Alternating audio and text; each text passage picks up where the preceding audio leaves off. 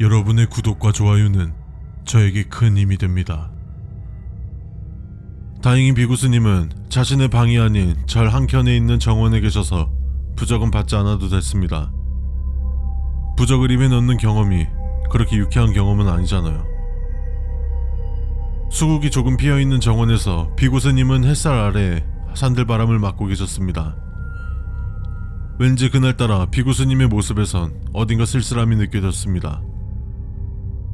눈도 보이지 않으시는 분이 다른 이들과는 말도 섞을 수 없으니 많이 외로우실 겁니다. 알면서도 그 외로움을 덜어줄 수 없으니 더 안타까울 따름이고요.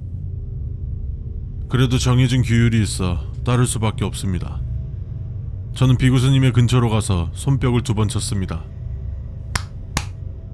비구스님은 소리가 들리는 쪽으로 고개를 돌리더니 말씀하시길, 새로운 눈가리개를 가지고 왔구나.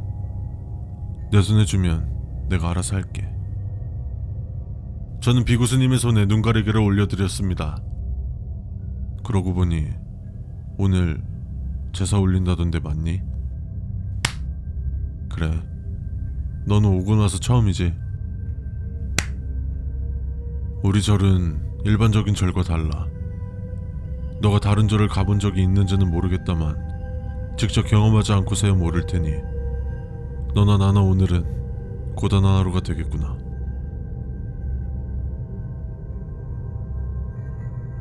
비구스님께서는 이처럼 말씀하시면서 뒤에 말을 이으셨는데 제가 시작되면 방 밖으로 나오지 말라고 하셨습니다. 비구스님의 마지막 말에 의문을 품었을 때, 죄를 지내는 동안 나나 큰 스님은 큰 문제가 없다만 너처럼 신력이 없는 사람들은 위험할 수 있어. 자칫하면 잡기가 너에게 붙을 수 있으니 너의 방에 들어가 나오지 말라는 거야. 저는 손뼉을 한번 치긴 했지만 상당히 난감하였습니다. 방 밖으로 나가지 말라고 하셨지만 제를 올릴 때도 내가 옆에서 시중을 들어야 할 텐데. 여러 가지 생각에 머리가 복잡해지려고 할 때 저는 아직 준비를 시작도 못했다는 걸 깨닫고 발등에 불이 떨어졌습니다. 저의 다급함을 느끼셨는지 비구스님께서는 나는 이만 준비를 하러 갈 테니 너도 가서 준비하렴.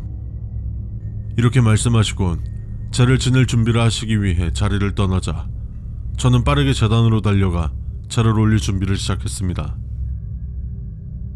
제단을 쓸고 먼지 없이 닦은 후 가운데에 위패를 두고 제단 주변을 쓸고 닦아 청결한 상태를 만들었습니다.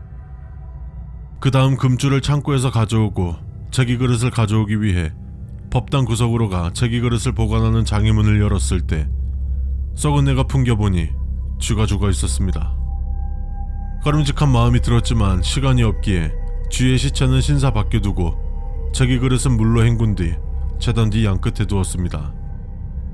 또 위패를 가져와 제단 중앙에 두고 금줄을 아래에 두니 제를 올릴 준비를 마쳤습니다. 시간 안에 준비를 마친 저의 일처리 능력에 스스로 감탄하였고 어느덧 시간은 흘러 제를 올리기로 한 시간이 되자 저는 제단 근처에 불을 피운 뒤 비구스님을 모시러 갔습니다.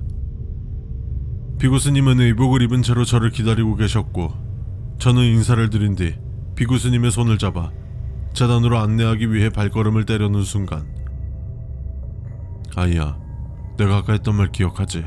나를 제단에 데려다주고 무슨 핑계를 대서라도 제단에서 멀어진 뒤 너의 방으로 들어가렴.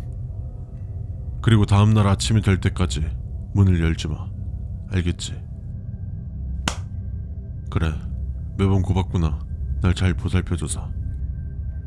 왜 이런 말을 하시지? 꼭 다시 못 보는 사람한테 인사하는 것처럼.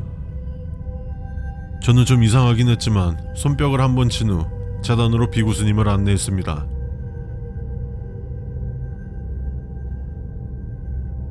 제단 앞에서 저희를 기다리고 계셨고 비구스님도 제단 앞에 서며 제는 시작되었습니다. 저는 비구스님께서 말씀하신 대로 저의 방으로 돌아가려 했으나 왠지 큰 스님께는 사실대로 방으로 돌아간다 말씀드리면 안 될 것 같은 기분이 드는 겁니다.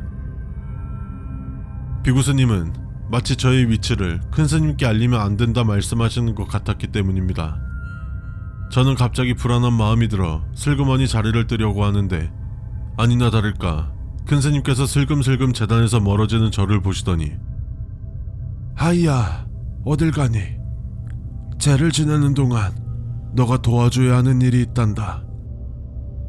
큰 스님의 말에서 뭔가 섬뜩함을 느꼈지만 애써 감정을 숨기며 배가 아파서 잠시 화장실에 다녀온다고 둘러댔습니다. 그래, 빠르게 다녀오렴. 큰 스님께서는 나지막히 말씀하신 후 재단에 있는 위패에 무언가 적혀있는 종이를 넣었습니다. 비구 스님은 무언가를 중얼거리고 있었고 큰 스님께서는 비구 스님의 뒤에서 그 모습을 지켜보고 계셨어요. 근데 그 눈에는 아무런 감정이 느껴지지 않았습니다.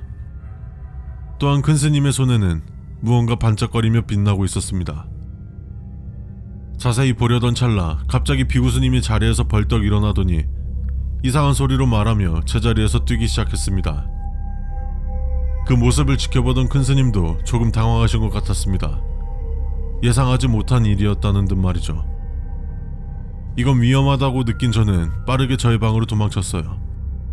방으로 도망친 저는 문을 걸어 잠근 뒤 쥐죽은 듯이 안에 있었죠. 시간이 얼마나 흘렀을까요? 벼랑간 문 밖에서 발자국 소리가 들리기 시작했습니다. 그리고 점점 소리가 가까워지더니 하이야, 늘 듣던 큰 스님의 목소리. 나긋하지만 위험하다 못해 살기가 느껴지는 듯한 그 목소리는 저를 부르고 있었습니다. 그리고 발소리와 더불어 무언가 땅에 긁히는 소리도 어렴풋이 들리고 있었습니다. 여기에 있다는 걸 알고 있단다. 어서 나오렴. 너가 도와줘야 하는 중요한 일이 있어. 그것 때문에 죄를 중간에 멈추었단다. 도대체 뭘 도와야 하는 거지라고 생각을 할 때 그리고 내가 일전에 말했었지. 나는 한번 시작한 일은 끝까지 해야 한다 생각한다고.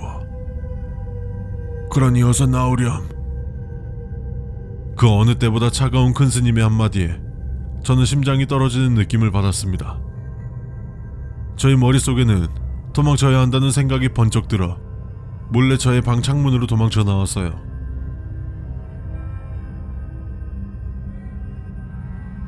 들키지 않도록 최대한 소리를 죽이면서 저를 빠져나가려고 할 때 문득 비구스님은 괜찮으신 건가? 라는 생각이 들더군요. 걱정되는 마음에 주위를 살피며 비구스님이 계셨던 재단으로 걸음을 향했습니다.